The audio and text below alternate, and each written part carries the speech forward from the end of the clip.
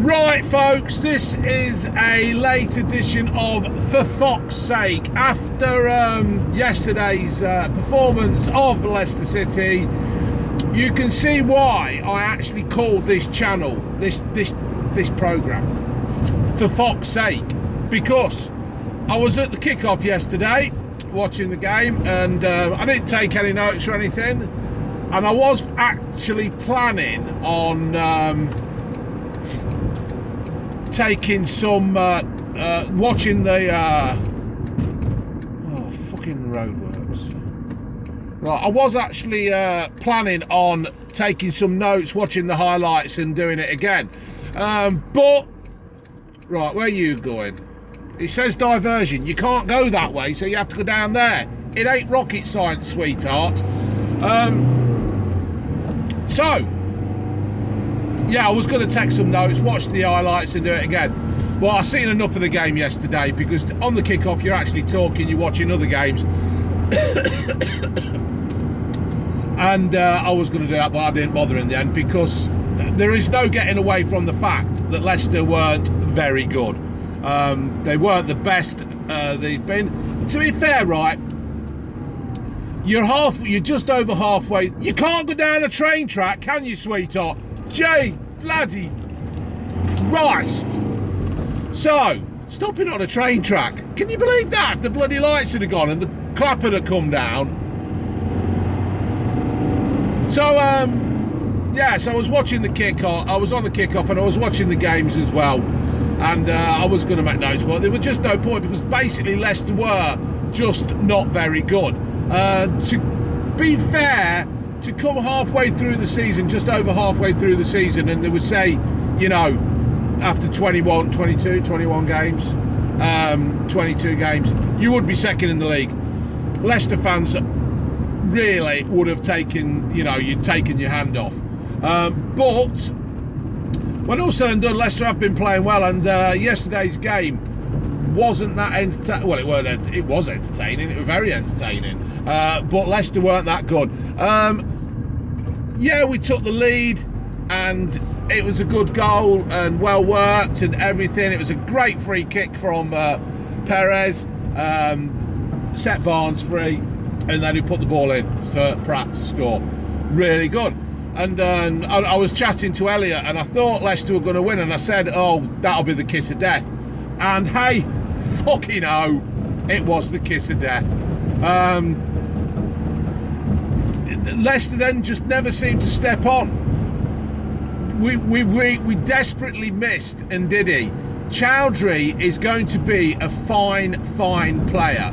The only thing with Chowdhury is that you do actually. The thing with Ndidi is that he reads the game well.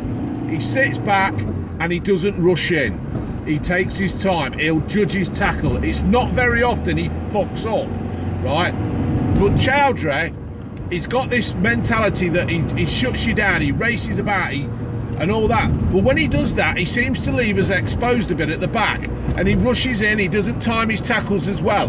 The lad's still learning the game. So that's my criticism there. Chilwell, I just haven't got a clue what's going off there. For a bloke that's supposed to be around the 80 million mark, and you know, Man City are after him, or whoever's after him, it ain't going to happen. It just ain't going to happen, sunshine. You're going to have to start reinventing yourself like Madonna does. You know, you can't just. I mean, the goal against Villa, it was miles away. He took his eye off the player. He was gone, and that was it. And it's happening again. He's losing players. He's not. I don't know, Leicester fans. If you watch this, am I right? Am I wrong? I don't know. Please, that's how I see it. But apart from that, Leicester just basically crumbled. They just couldn't seem to get going. And fair play to Southampton for coming down and getting some revenge back on us. I think the downfall is there for Leicester City is that because we gave them such a kicking at their ground, we're a victim of our own success, because they were coming and they were up for the game. Since Southampton have had that beating, they have improved their game no end. They have really, you know, it's done them a favour, really. It's done them a favour, us beating them like we did in their own backyard. But I don't know, it's one of them things. It's just one of them games that weren't going to fucking happen. I think it was written in the stars where we weren't going to do any better. Vardy got caught, he got in there, but he were offside. He seems to be just lacking a yard or two. I don't know how, if his fitness has affected him not playing in those last couple of games, or if the kid's keeping him awake. You know, there's talk of him trying to get him into the England team. He can tell them to fuck off, because basically when England did pick him and play him, they never played to his strengths. So what's the point in going, sitting on the bench, coming off for the last 15 minutes and trying to rescue something that ain't going to happen because you don't play to Vardy's strengths. Hopefully this, I'll tell you what else I wanted to say. I'm not using the excuse of the semi-final against Villa as an excuse. When all's said and done, the professional footballers, they earn a lot of fucking money, right? And this is the way it is. Why is that sun? Is the sun getting in there? Sorry about the picture, folks. So that's what it is. I wanted to do it for fuck's sake, because if I didn't do it, people would have been only saying you only do it when Leicester win or do well. No, I won't. As soon as I've got time to do it, I'll do it. I got home last night about 8 o'clock, sat down, spent some time with the family. I got up at 5 and I was in at work, and I've just finished work, so this is why I'm doing it now.